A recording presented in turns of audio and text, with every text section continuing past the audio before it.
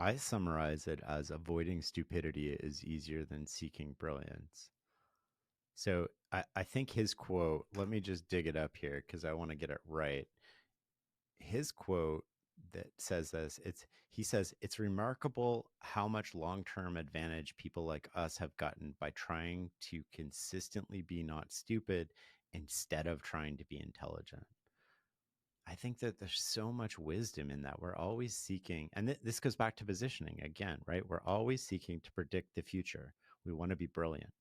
But positioning is like, how do we position ourselves for multiple possible futures so that we don't need to know what the actual future is? We can just adapt and respond as it comes, and nothing's going to take us out of the game. Whereas if we go all in on something and the environment changes, well, now we're fragile and we're going to lose it all. And so I think about how do I avoid errors? And even if that means going slower, because what most people think about is they're like, how do I win tomorrow? And I never want to win tomorrow at the expense of the decade.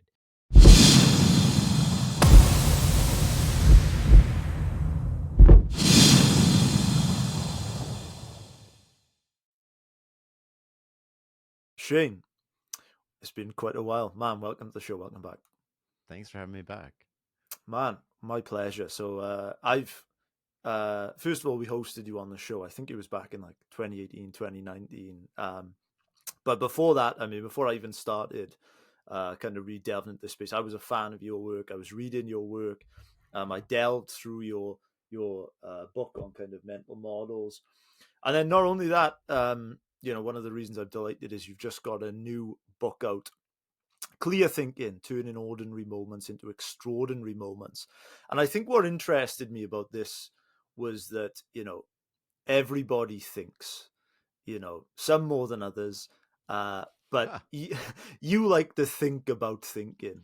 And I'm curious, what was it in your life that I guess prompted you into becoming interested in, I guess, this concept of meta thinking? So I started working for a three-letter intelligence agency 2 weeks before September 11th. And as you can imagine, I worked with a group of amazing people, but we weren't really prepared for what happened over the next, 15 years or so.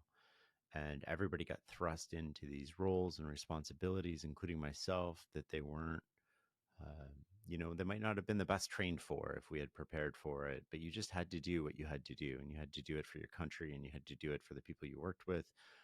And so I just ended up making these decisions at a very young age that affected my country, my team, other countries, troops in theater.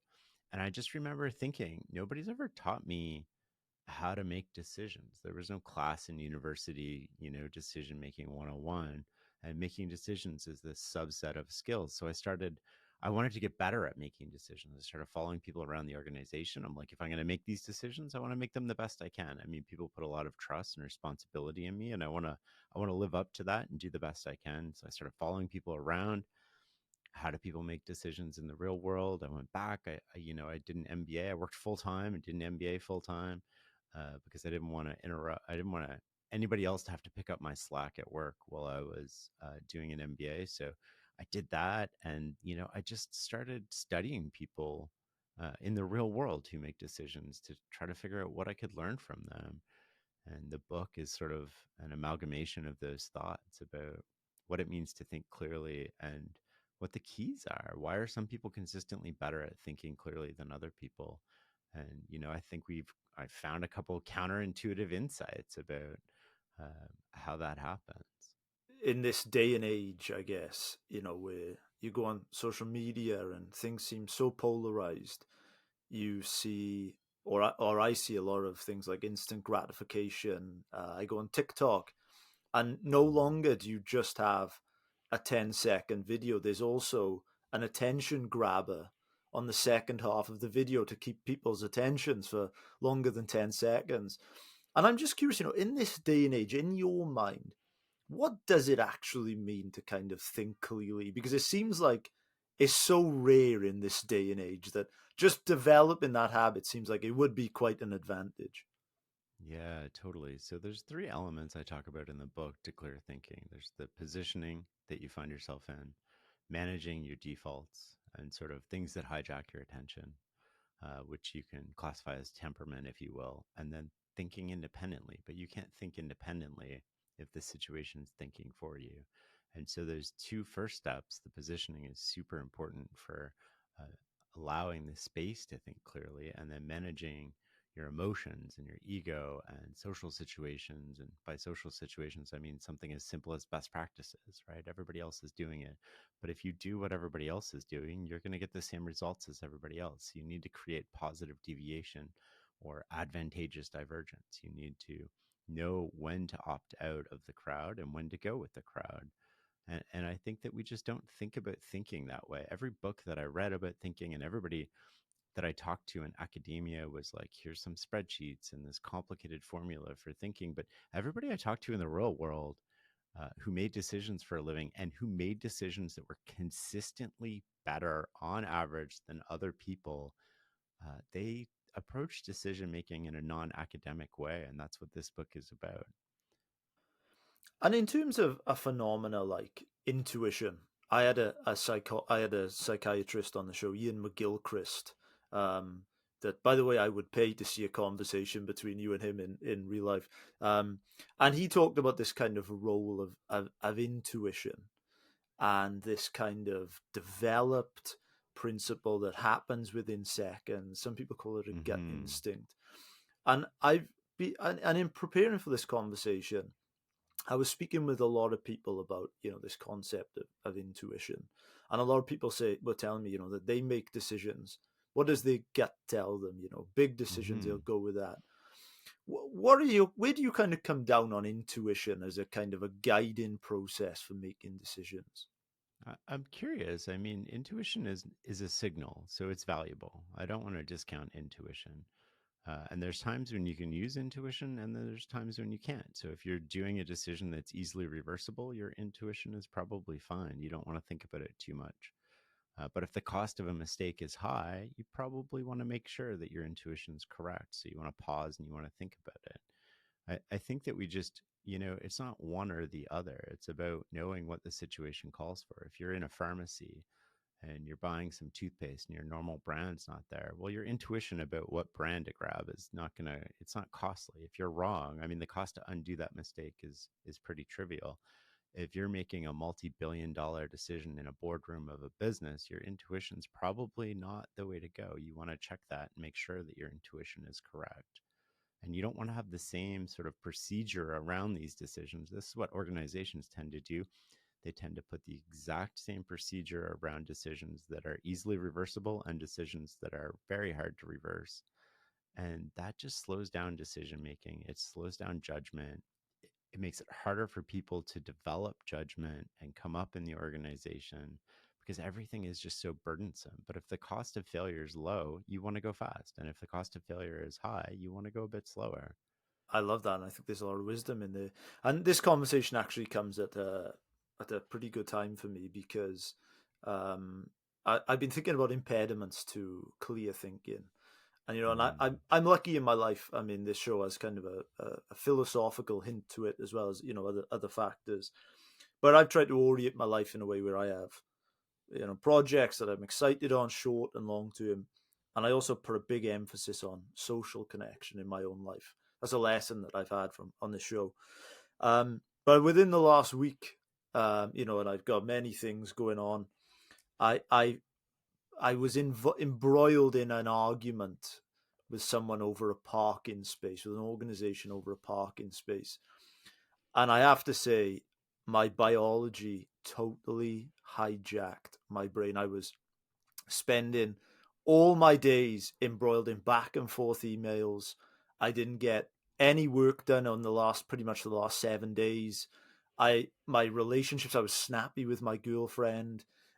hmm The last 7 days to me have been a total. I was rereading through some of these emails, and I can't even remember sending them because I was so high on negative affect.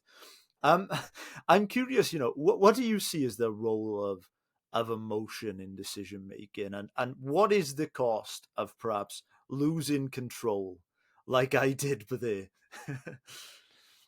If your emotions are too high, you're actually not making a decision. You're not consciously sitting down when you write that email and saying, I'm about to pour water or gasoline on this situation. What should I do? If you were thinking like that, you wouldn't send that email. But when emotions take over our brain, the situation thinks for us. We don't think. And when the situation is thinking for you, it doesn't matter if you have the ability to be rational, which all humans do. We have the ability to pause between stimulus and response, but we're not using that ability.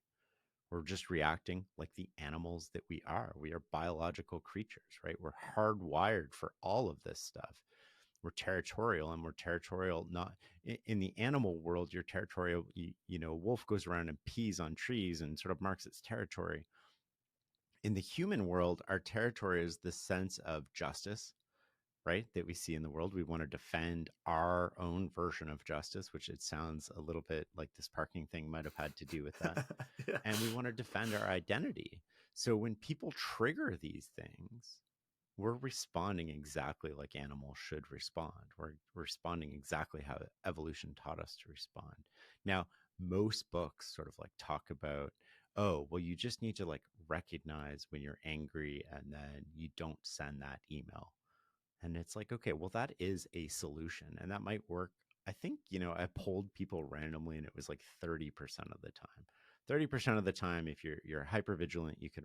So, how do we avoid the situation to begin with? And we talk in the book about safeguards and how do you create a system or a rule or prevent it from happening? Or if it does happen, you don't have to consciously remember what's going on. Like a great example of an automatic rule that seems to help people is no emails after 8 o'clock or no emails after I start drinking. I am not going to send an email after I start drinking. And you do that as a rule, and you have to tell yourself it's a rule. So our whole life we've been taught to follow these rules. We've been taught this is the speed limit, these are the rules, these are the rules of the tax system, these are the rules of the democracy that you live in or the country that you live in. You follow those rules or you get punished. And we've been reinforced with this our entire life, but we've never thought, how do I turn this around and create rules for myself that will pre-decide what's going to happen in these certain situations? So even when I'm angry, if my rule is I don't reply after I've been drinking, or my rule is I don't reply after 9 p.m., it doesn't matter that I'm angry. Now all of a sudden I've just got myself out of that. And that doesn't become possible. Or you can draft the email but not send it. You can have all these rules, but you have to tell yourself it's a rule. And that rule is so powerful. I'll give you other examples of rules that just come to mind that I use every day. Like I work out every day, I sweat every day. And why is that a rule? Well, that's my rule because when I was going 2 or 3 times a week, working out was a choice. And when working out was a choice, I would start negotiating with myself. I don't feel like going today. I didn't sleep good. I got a lot of work to do. I'm behind on everything. I'll do extra tomorrow. You start negotiating. You're like, I'll do more tomorrow. And then you lose this battle with yourself. It's a lot easier to be like, my rule is I sweat every day. And that doesn't mean that I use 90 minutes at the gym every day. That might mean I go in and I do a set of squats. And it might mean that I change the duration or the scope of my workout or what I'm doing. But it does mean that I do it every day. It's not a choice to do it every day. I do it every day. So the conversation goes from should I do this today to how do I fit this in today? And these rules are so powerful that they circumvent the little voice in our head and they circumvent anger and emotion and ego and all of these other things. A great example of another one is sort of not eating dessert. So if you're out and people are celebrating a party after work one day or a birthday, a milestone, big win, whatever it is, and they grab dessert, but you don't want to eat dessert because you're trying to be healthier. Well, you're relying on willpower, and eventually everybody loses the battle with willpower. And it's a social setting. Your friends are going to pressure you into having dessert with them. Come on, you can start that tomorrow. All these little things are going to come out. But if you just say, hey, my rule is I don't eat dessert, not only are you not deciding, you don't need willpower in that moment because you've been taught your whole life to follow rules. So there's no willpower required. You just know your rule, you follow your rule. It circumvents all the emotion, all the socialness of the situation. You say your rule, you laugh, and people don't push back on rules. And I got this from Daniel Kahneman when we were I was at his penthouse in New York.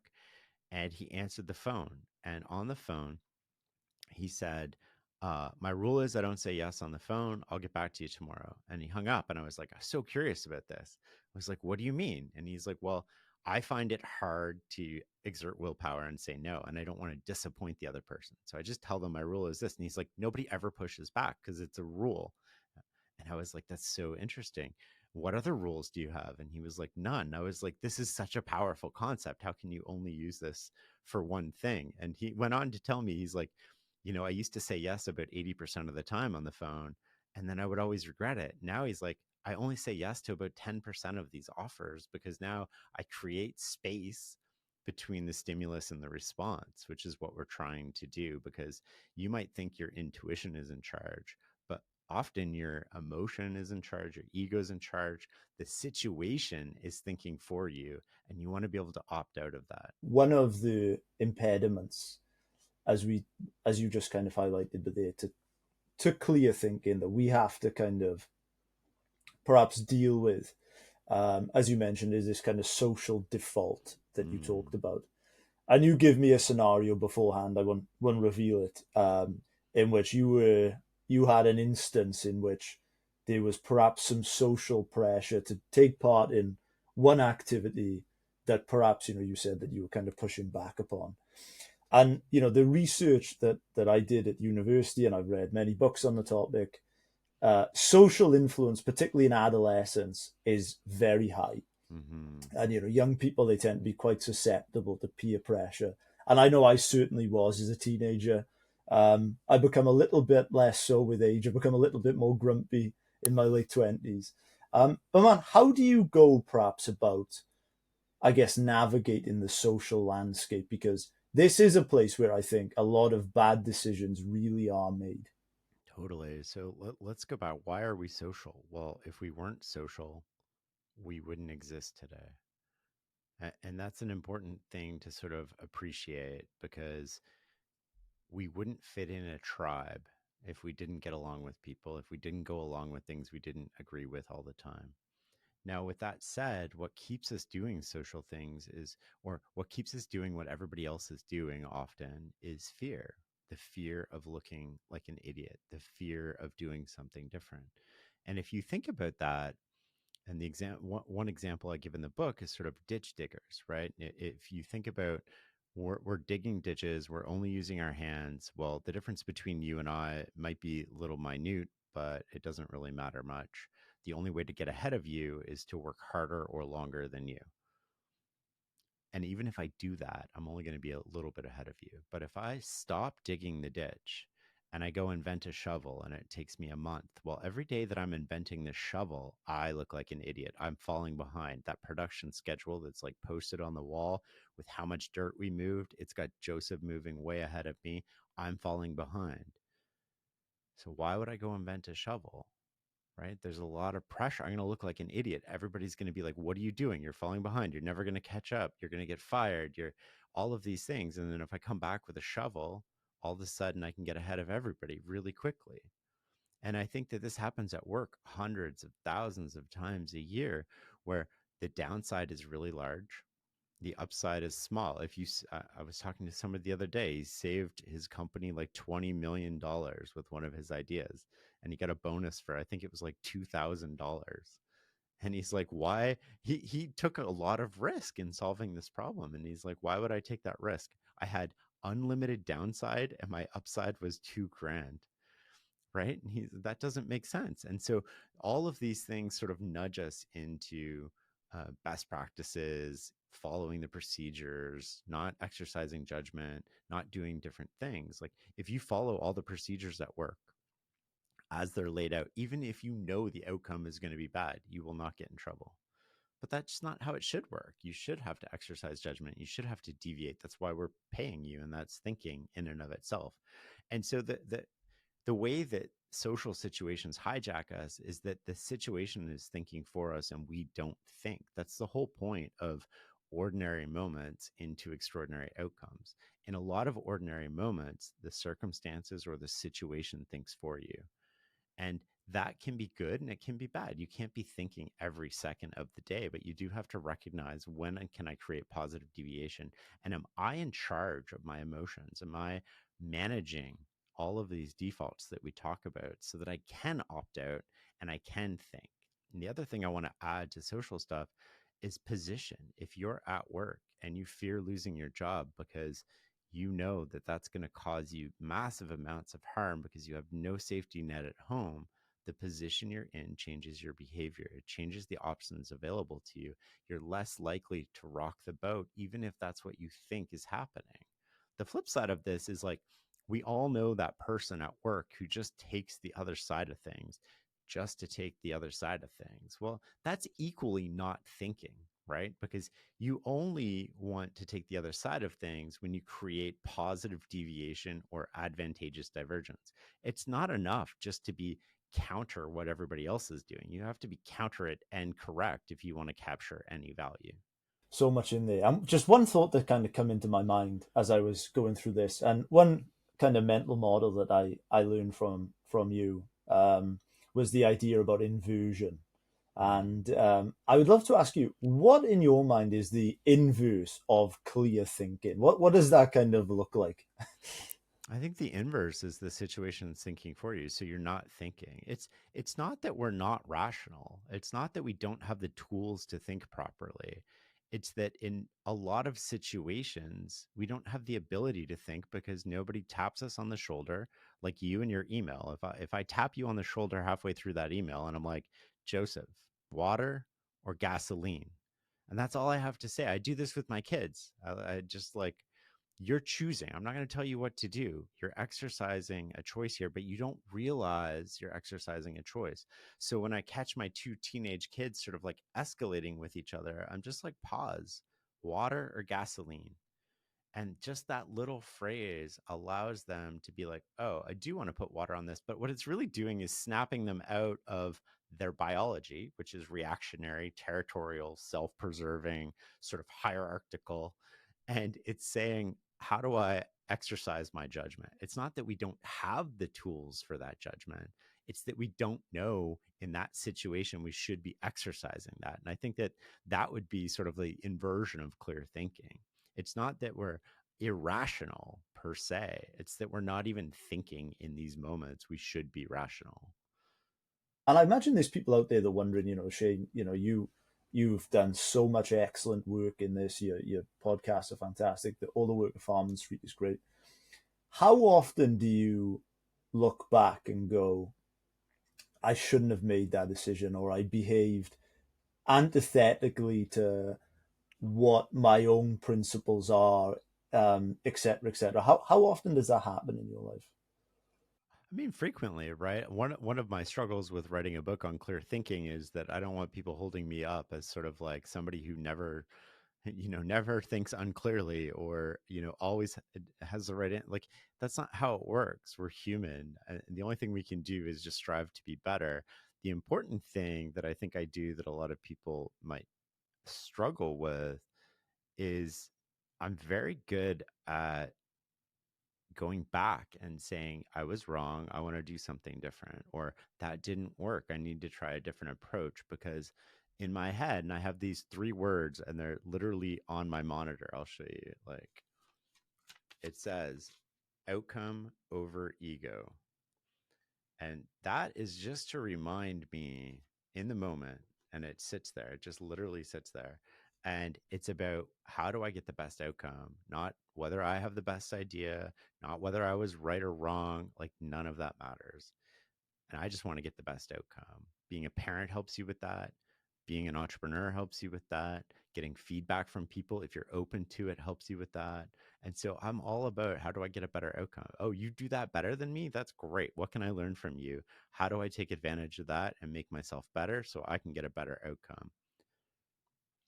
Man, I love that. And one of the themes of the book, is this idea about everyday decisions or Mm, ordinary decisions. And I think that many people, they look at their lives and they say, the quality of my life is proportionate to what I do, where I live, who I marry. Those are the three decisions that matter most, and everything else around that is kind of secondary or trivial. And one theme that I've taken from you over the years, and I really believe that you guys do this exceptionally well, is you look at things like compounding, you work for things over time.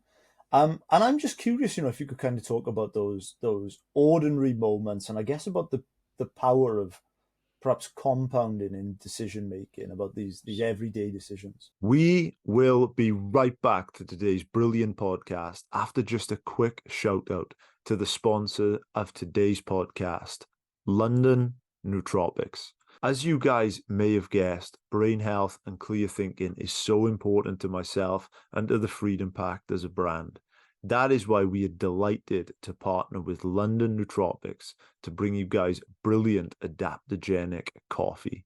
Unlike traditional coffee that can come with things like anxiety, jitteriness, and even an afternoon crash, London Nootropics are specifically designed to help elevate your day and to avoid all of those side effects. London Nootropics are made with their highest quality medicinal mushroom extract and other adaptogens. Each blend of London Nootropics is designed with a specific purpose in mind. You could take flow in the morning, as this will help with mental clarity and focus. You could take mojo in the afternoon, as this will give you a natural boost. And if later in the evening you're feeling a little bit stressed, then you could take the Zen, as this will help alleviate anxiety and stress. Starting your day in a productive way is so important. As we have mentioned on this podcast in over 300 episodes, we know how important that is.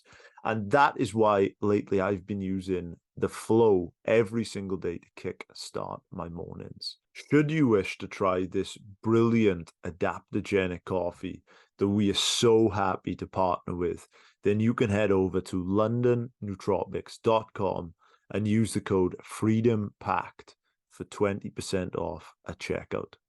Right, back to today's episode.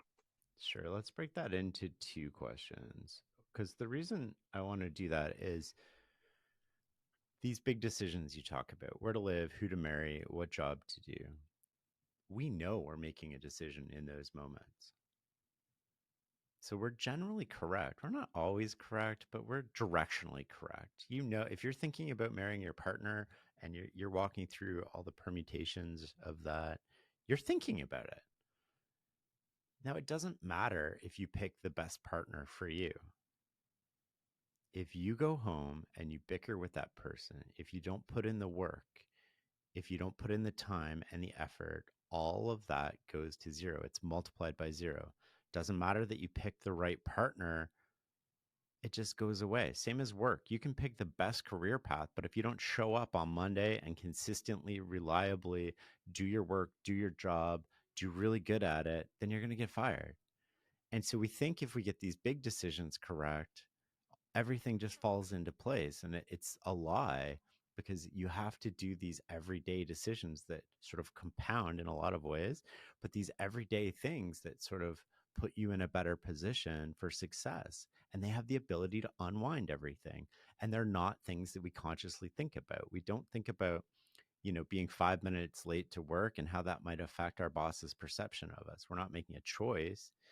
But yeah, you are making a choice, right? You should anticipate traffic. You have to think through these problems. And if you do it once, whatever, it happens to everybody. But there's a lot of people who are inconsistent about this stuff, but they're not thinking about how that impacts them, thinking about the position that puts them in. Think about partners or spouses. You get home at the end of the day, you have dinner together, you're both tired, it's been a long week, and all of a sudden you start fighting over loading the dishwasher. One person wants to load it one way, the other person wants to load it another way. Now, if I tap you on the shoulder and I'm like, hey, Joseph, you're doing this again, right? Water or gas, you're going to be like, you're going to opt out of that. But that's an ordinary moment, but that moment has the ability to derail your whole weekend. If that turns into a spat, you stop talking to each other, you start screaming at each other. Well, now you have to make up for that. You have to spend all your weekend, instead of building your relationship with your partner, now you have to spend all your weekend correcting these mistakes, getting back on the same page. That's a lot of time and effort and energy that would be better spent doing other things. We don't think about that. The other thing that's super important that I want to bring into this conversation is positioning. the position you're in, we think of decisions as the moment of decision. And I think that's a flawed way to think about decisions. Everyone I studied in business who makes consistently good decisions thinks about the decision long before they reach the point. And what they're going is not that decision. They want optionality. I'll give you a great example with one of my kids, and this will explain positioning in a nutshell. He comes home, he got a really bad mark on one of his tests. He's like, teenage attitude, throws it in my face, and is like, I did my best. And I'm like, okay, we're not going to talk about this right now because you're emotional. And having played sports as a kid, I know that most people quit sports in the car ride on the way home. So we wait a while, the emotions come down, and now I'm like, okay, now we can have a conversation about it. What do you mean? You told me you did your best. What does that mean? Well, he's like, I sat down, and I'm like, walk me through it. It's going to sound stupid, but walk me through this. Oh, I sat down, it was 10 o'clock, I read the test, I read each question, I checked my work, and I did the best I could. And I'm like, oh, that's so interesting. A lot of adults think about decisions the same way, right? So you did your best you could at the moment of the decision. But hold on, let's rewind. Did you get into a fight with your brother that morning? Yep. Did you sleep in? Yep. Did you eat a healthy breakfast? Nope. Did you study in the 3 or 4 days before that? Nope. Did you really do the best you could? Because you didn't put yourself in a position to do your best. And all of those things are things you can control. You went to bed late. That made you get up late in the morning. Because you got up late, you had an unhealthy breakfast. Because you did that, you were on edge and you got into a fight with your brother right before you went to school, and you didn't study in the 3 nights before, despite knowing and having the opportunity to do so. You put yourself in a bad position for success. And we do this with a whole bunch of things, right? We do it with sort of debt. We can think about saving money, sleep, working out. Like there's all these things that we do that make our position stronger or weaker, but we never think about them as increasing that position. If I don't sleep and I come home, I'm going to be more on edge. I'm more likely to get argumentative. I'm more likely to be irritated. Like you were irritated with your girlfriend about this parking thing, right? It has nothing to do with her, but she's feeling the brunt of it, right? So when you show up to that relationship or you show up to your date, you're in a bad position with her. You're in a bad position to sort of connect with her, to love her, to give her the love and support she needs. And she's in a bad, or she will be put in a bad position to give you that back because she's like, what is going on here? This has nothing to do with me. And so you can see how these ordinary moments sort of like spiral out of control. I gotta say, my girlfriend, she's gonna screen record that and send that to me. I think a couple of times. Well, think about this, right? Like, so if you Yeah. think about your relationship and you're going to have a long-term relationship with somebody, there's a couple things that have to be true, right? So there's 4 permutations of a relationship, whether it's your partner, your spouse, your customers, your kids, it doesn't matter. There's win-win, win-lose, lose-win, and lose-lose. And only one of those relationships, I'm going to tie this back to compounding, has the opportunity to survive across time. And that's win-win. And so if you're in a relationship and it's not win-win, then it's not going to survive across time. We all know what it feels like to be on a losing side of a relationship. Losing being somebody's taking advantage of us. We feel like they're pressuring us. We're not winning out of this relationship. And so it never pays to take the last dime off the table in a business relationship. It pays to make sure that your counterparty is winning because you want to compound. And what do we know about compounding? We know that all the advantages to compounding come at the end. They don't come at the beginning, literally. And we don't think about this when it comes to relationships. So let's apply this concept to our relationship with our partner. You have a relationship with your partner. Imagine a piece of grass between the two of you. And if you invest in that relationship and you invest in weekly date nights or whatever it is for you guys, where you're cuddling, you're connecting, you're sort of in touch, well, that grass is always going to be wet. And if that grass is wet, what happens when a spark hits it? Nothing. But if we don't invest in that, what happens when a spark hits? Well, now we got an inferno. We got to put out that inferno. So unless we're investing in that relationship, we're not going to survive across time. And if we're not going to survive across time, what are we doing here? Why are we together? That doesn't make any sense. I think that a kind of a theme that I'm taking away from this, that I've taken from your work, and that is that in the short term, you are as good as your intensity. Hmm. You are as good as you've got 3 days to revise for a test, you buy a couple of energy drinks, you go out for it. But in the long term, what matters is consistency. Well, as you said, I mean, you had a fantastic tweet about this. I think it might have been your top tweet of 2022. But in terms of like consistency, what matters is in the long term. What matters is the compounding. And I remember a quote that I found from your first book. You said, "I don't want to be a great problem solver. I want to avoid problems, prevent them from happening, and do it Yeah. right from the beginning." And I think that kind of ties in, if I'm understanding it correctly, where you've got the big decisions up here that perhaps we think about, but it's, as you said, it's the little decisions day by day that can prevent a catastrophe and that can compound into pretty Hmm. large results over time. Yeah. I don't know if I have anything to add to that. You did a good job summarizing it, right? Most of us are sort of we're inconsistent. That's the biggest problem for most people is that we're inconsistent. We're reliable most of the time, but we're not reliable all the time. We're trustworthy most of the time, but we're not trustworthy all the time. Duolingo is a great example. I've had some friends try to learn other languages. They open the app, they start learning for 2 weeks, they're consistent, they really make a lot of progress. Then they start becoming inconsistent and they wonder why they're not making progress. It's sort of like it's like we're Sisyphus, right? We're rolling this ball up this hill and we sort of get halfway there and we're like, it's too much work. I'll come back and do it tomorrow.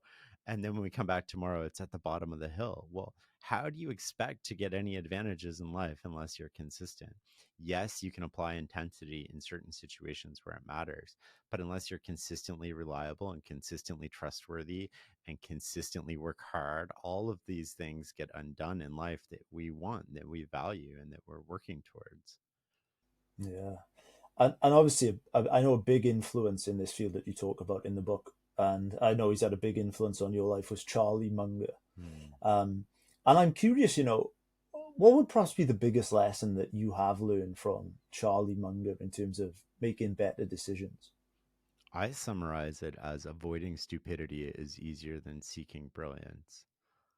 So I think his quote, let me just dig it up here because I want to get it right.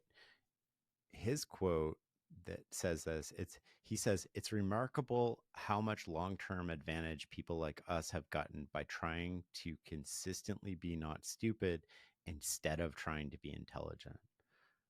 I think that there's so much wisdom in that. We're always seeking, and this goes back to positioning again, right? We're always seeking to predict the future. We want to be brilliant.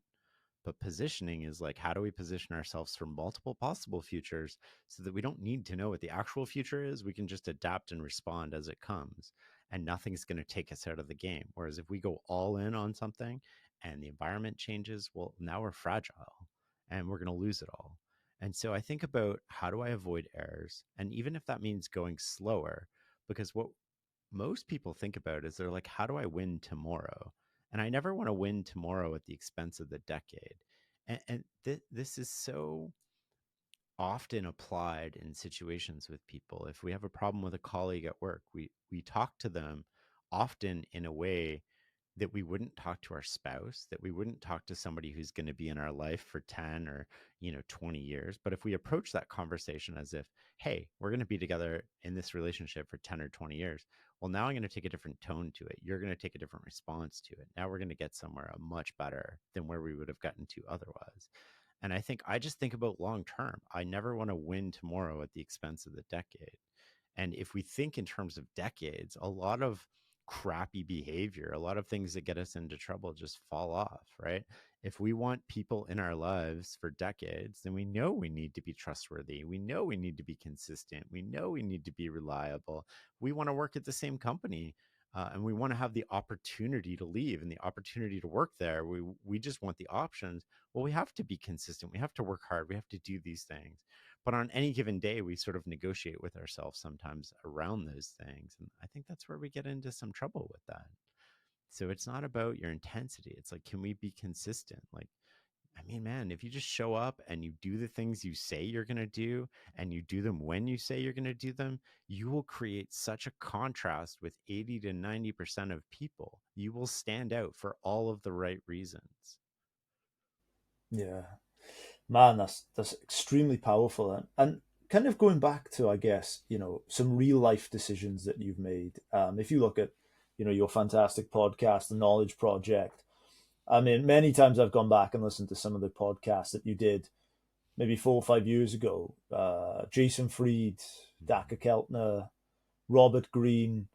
And I'm going to perhaps put my own podcast down a bit by here. Yours seem to have a tremendous lifespan to the episodes, Mm. and that almost certainly must be a decision that you've made. You haven't built a podcast, for instance, around hot takes. You haven't gone out interviewing people saying, "What do you think about what Donald Trump said or what Joe Biden said," or anything like that. Yeah. And I'm curious, in terms of just the Knowledge Project, because I'm fascinated by how you've made decisions there. How do you decide, for instance, or how did you decide on like the how to perhaps make the content that will survive a long time? How did you kind of decide all that kind of stuff? But I'm interested about. Sorry, it's a badly worded question. No, it's sort of the intersection of a lot of things, right? So again, I want to win long term. I don't really care about winning short term. Nobody can take me out of the game before I get the opportunity to play my hand. So I'm playing a long term game in a world that's short term. And that means that the things I do look very different than other people. And I think creating and expanding the surface area of content, whether it's the stuff we write about on the blog, we have articles going back, or I have articles going back. I say we a lot, but till 2008. And Yeah. if you read those articles, they're still as relevant today as they were then. That's like 15 years. And what I'm doing is creating a body of work of timeless wisdom, things that don't change, that still apply to daily life and business that you can use for insight. I sometimes update them, but the core concepts don't really change. And so the podcast is another way to expand that surface area. And so each guest, before they sort of come on the show, I'm like, hey, we don't talk about anything topical. And if you do, we'll probably cut it. Just an FYI, like we don't want controversy. I'm not in the controversy business. And we've had people say some pretty stupid shit on a microphone, stuff that would be like front page at the Wall Street Journal. And we cut it. We don't even tell them. We're just like, yeah, I'm not in that game. I don't want to make anybody look bad. I'm blessed to have these people give me their time. I'm blessed to be here. Uh, Life is so amazing. I want to create a body of work that stands the test of time, and I want to help people get better opportunities. And how do we help people get better opportunities? I'm pro opportunity, equal opportunity. I'm not pro equal outcome. There's a big difference between the two. But what I can do that few people can do is I can bring world class people into your ear, into your email box, and I can show you their insights in a way that you can apply them in life and business. And I can do that free of charge for millions of people. And I think I get a lot of meaning out of that. I think a lot of other people get a lot of meaning out of that. And it's just a win-win again. But would we grow faster if we were in the controversy game? Totally. But what's the point? Like, grow fast to be fragile and be fickle, and the people who listen to us are now the people that I don't want as the audience. So if you're into, I want my emotions high, I want you to manipulate me, I want you to incite me. I mean, we are not the place for you to be on the internet. There's lots of places for you, but Farnam Street is not one of them. The classical music at the start serves as a deterrent. Yeah, totally. Right. Yeah. Yeah. Matt, I would love to kind of ask you, because one of the things that is obvious about your content is that you have an extremely high signal to low noise ratio. And obviously, anyone that reads your work will be able to tell that that doesn't happen in a short period of time. There's obviously a lot of thought, there's a lot of effort that goes into it, a lot of research. And if you listen to kind of very prominent entrepreneurship advice or how to grow a big social media following, many people say go quick, go frequent, produce, produce, produce, produce. I'm curious, because as I said, your work kind of seems to be antithetical to that. But obviously, you've certainly done pretty well across social platforms. You obviously got a very, very large following. Um, how have you kind of, because I think this is an example of perhaps uh, vetoing yourself out of this social influence. So, kind of, how did you make that decision? I guess to focus on high signal content against probably what is popular advice to just ship all the time. Well, it's very kind of you to think of it that way. We talked earlier about surface area. And so, surface area to me isn't just expanding. I mean, it is if you do it in the way that I think we try to do it. But surface area, for your content to survive across time, it has to be useful. You can't just like throw out things. It has to be insightful and it has to be useful and it has to have people thinking. And you can do that in a lot of ways. You can surface old wisdom, you can create new wisdom, you can connect ideas that people haven't had before. All of that stuff takes like a lot of work. And I think that like if you're in the content game, I want to do something different, right? I want to opt out of sort of the normal, and the normal is, I'm going to tweet 200 times a day, and I don't want to be in that game. I don't want to be in that rat race. And sometimes I wrote an article the other day. It took me like 2 months to write. I still haven't published it because I don't know if I like it. The book Clear Thinking, I rewrote that book 3 times before I sent it to the publisher. Uh, I don't this comes back to positioning. I'm not in a position where I have to do anything. I'm in a position where I choose to do something. And I'm very fortunate to be in that position, but it means that I'm also a bit of a perfectionist. I try to get things right. I try to be insightful. I try to provide value to people. And I think that that's the way that we expand our surface area, not just by sheer volume of content. Anybody can do that. Like if you're doing that, you're just competing with like the New York Times and the Washington Post and people who are content farms effectively, where they have better reporting than you do, they have better journalists than you do, they can create more content than you can.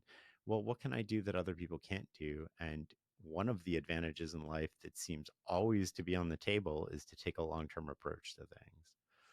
And in terms of the knowledge project, how do you guys decide, for instance, who to get on? Because obviously, I mean, you've had massive guests, you've had Kahneman, Huberman, etc. Yeah. on. But how do you decide who to get on? This is so easy for me to answer and so hard for other people to sort of accept that this is the response. But literally, I talk to the people I'm curious to talk to. We get pitched. Please don't pitch us if you're listening to this. We get pitched hundreds of times a day because we have such a big audience. We get all this inbound. I actually listen to the Knowledge Project. You'll see that it goes in waves and themes. So, sort of in the 60s, the episodes for the 60s, it was relationships, sex. I was dealing with my divorce. And I'm curious about how do I make sense of this? So I talked to Esther Perel, I talked to Sue Johnson, I talked to Emily Nagoski, and I sort of talk about all these different subjects. And then, okay, well, now I want to do something different. I'm curious about something different. And so you literally get the hamster wheel of my mind. And lately it's been sort of like high performance coaches. What is the thing that the best coaches, if you want to call them that, the Wendy Rhodes sort of the real world, bring to situations? And so the one that just came out Tuesday was Leah Lagos and Joe Mazzulla, who's the head coach of the Boston Celtics. And how do we apply heart rate variability to making game time decisions when you're in the NBA Eastern Conference Finals and you're a rookie head coach and you're in your 30s? And how does he do that? And before that we talked to Julie Gerner, who's amazing at what she does. And I think one of the future episodes is Gio Valentine, who talks about how do we gain sources of advantage. And I'm just really curious about this right now, so I just follow my curiosity. And I always assume that if I'm interested in it, then other people will be too. And that's proven correct at this point. But too often we put out work, we put out content that we're not interested in, and we're doing it because we think it's going to gain us an audience. We lose our voice and we just become part of the noise. And so if I'm not curious and passionate about it, I don't put it out. But that also means I don't look at the stats. I don't see how many. I mean, I go in sort of like once a quarter just to make sure our downloads aren't tanking or something on the podcast. But I don't really look at how much did this episode get or how many page views did this article get, because the minute I do that, I'm going to be tempted to play a game that I don't want to play, which is like, oh, if I wrote this article on mental models, I should write another article on mental models because that's going to get me more page views. And my self-worth is not tied to my page views. I think it is valuable even if nobody reads it. And that's how Farnam Street started. It started as a journal for me. And to this day, it is largely a journal for me about my journey, my learning, my reflections on what I'm learning. and how I think those reflections can help other people in the same way that they've helped me. And I've used all of this material to start 4 businesses. So I apply it in real life. I apply clear thinking. How have I started 4 businesses? Well, it's outlined in the book. This is what we talk about. How do we do this? How do we apply it in our relationships? How do we apply it in business? How do we make a difference for other people? And how do we make a difference for ourselves? Yeah. Man, I gotta say you certainly improved my life. So I really appreciate it. Man, I've got a couple of quick fire questions for you if you're up for it. Yeah, let's go. We got about 9 minutes left, so let me go through a couple of quick fire ones with you. Dinner with Warren Buffett or Charlie Munger? I've had dinner with one of them, so I'd go with the other one, Buffett. Never be able to read again or never be able to produce another piece of content? Never be able to produce another piece of content. Kind or clever? Kind. More money or more time? More time.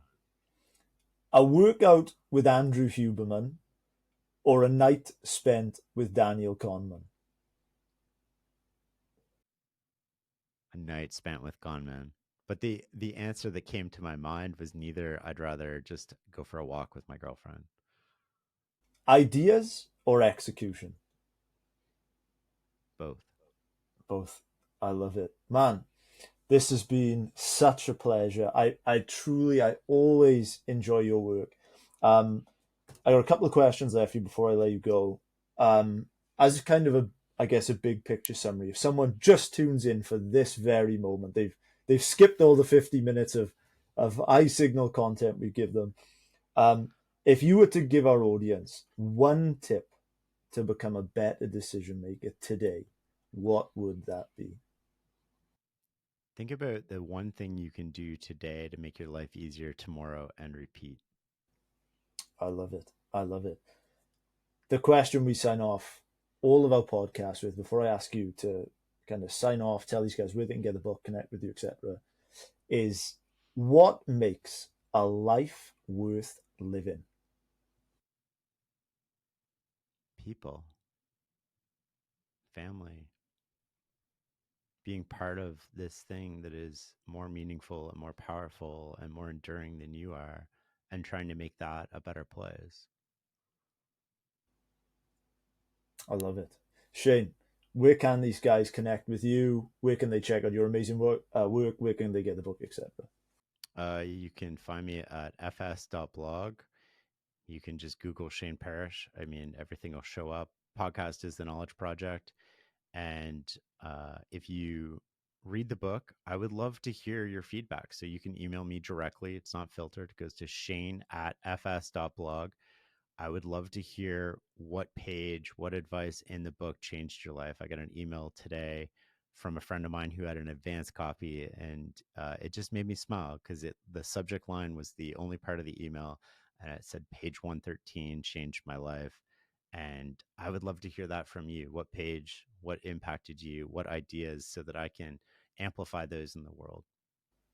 Man, this is always a pleasure when we speak, and I always learn so much. And I'm really, as I said, grateful for all the content that you've produced.